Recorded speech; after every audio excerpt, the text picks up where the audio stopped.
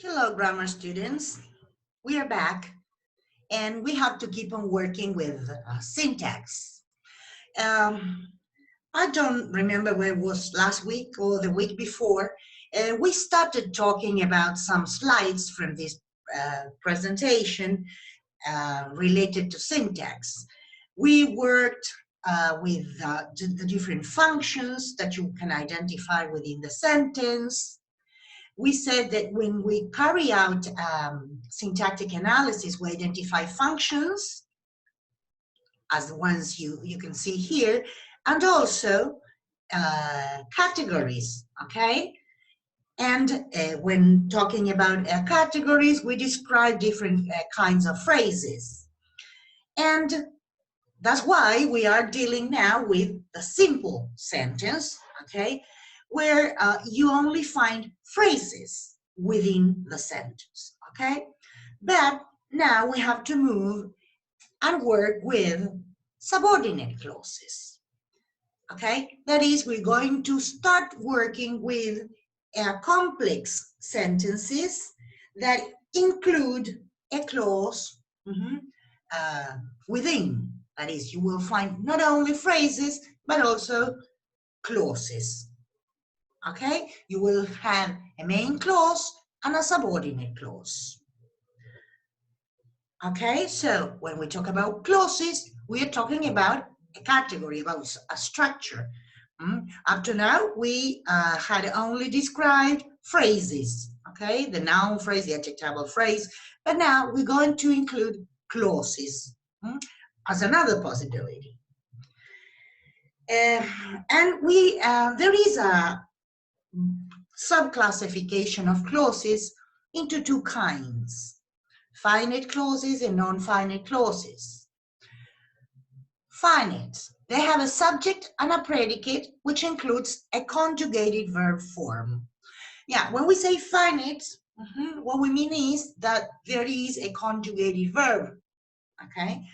In the case of a non-finite clause, they are usually like predicates which include a non-conjugated verb form, and with, or more frequently, without a subject, okay? They are more like a predicate without a subject.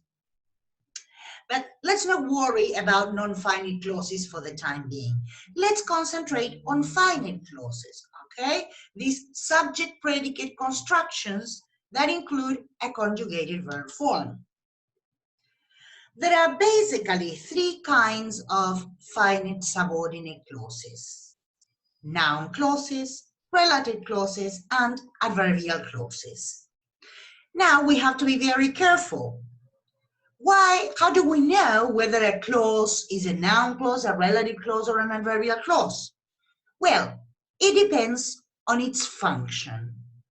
In the case, remember, of the noun phrase, a noun phrase was that because the head was a noun. If the head was an adjective, it was an adjectival phrase. Well, here, it is not a question of heads because we don't have a head, we have a subject and a predicate. It has to do with the function that structure performs within the sentence. That is it more like a noun? That is, does it have nominal function?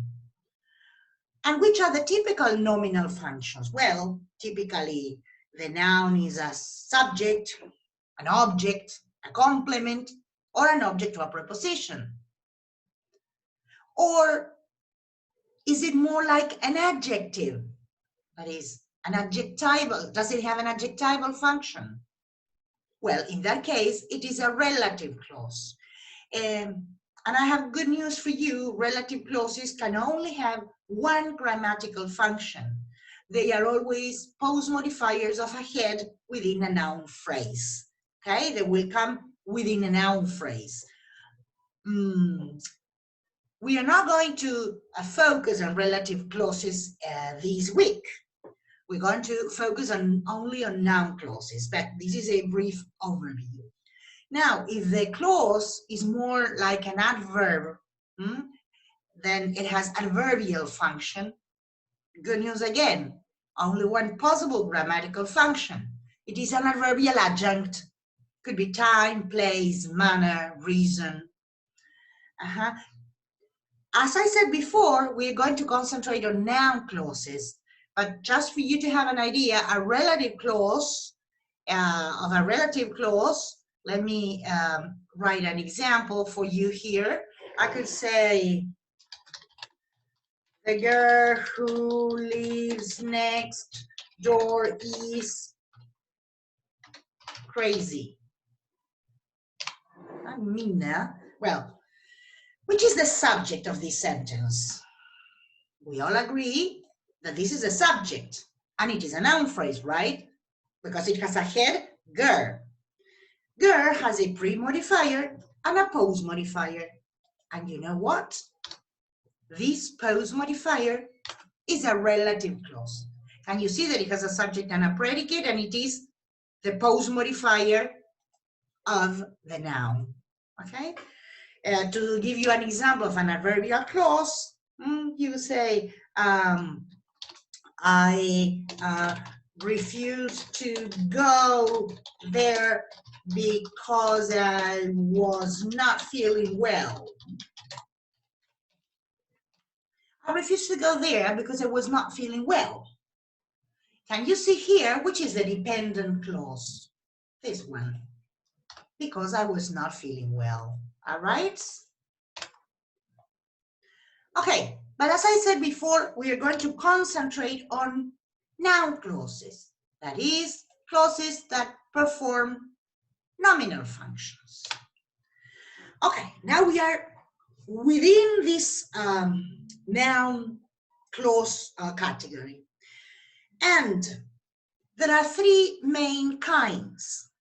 Those that have a subordinating conjunction, that at the beginning, as in the example here, I think that you're wrong. Can you see here? The first word is the subordinating conjunction.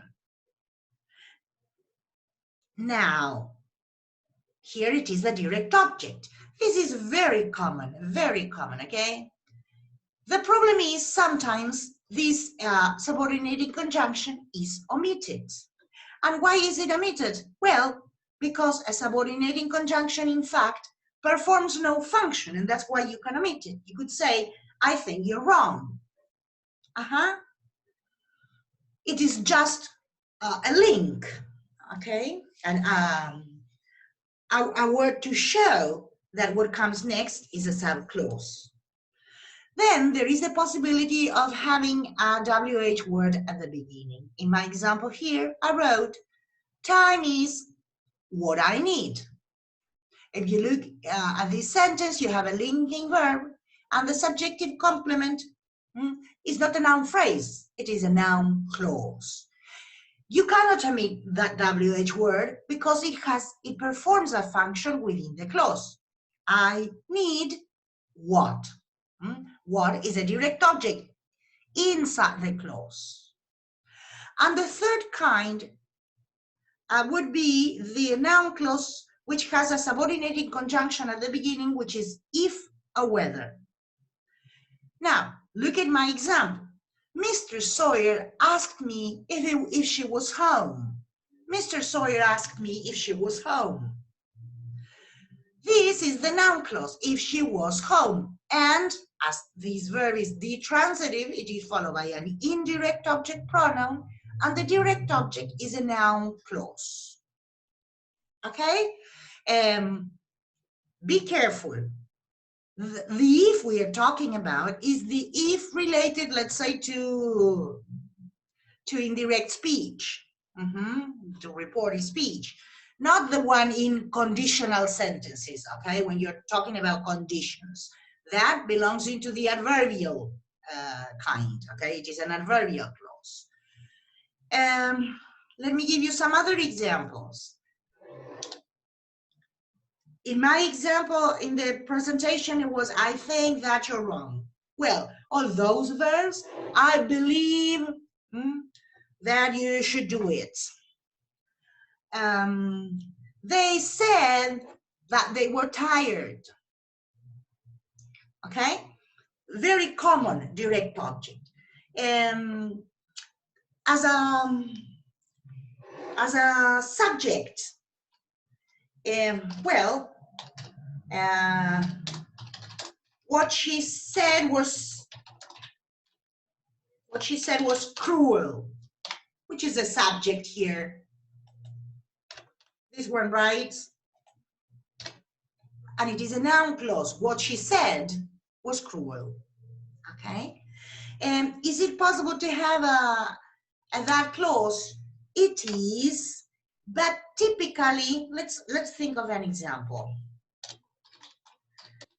That you like English is obvious. Okay? That you like English is obvious. Is this right or wrong? It is right. And the subject here is a noun clause.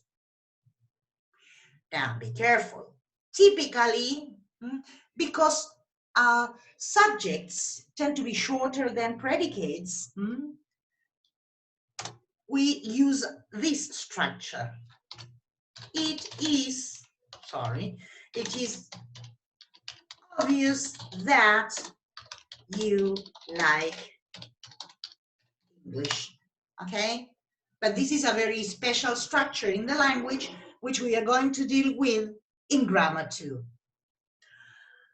Well, I hope this has helped you. I'm going to upload a short exercise to practice later.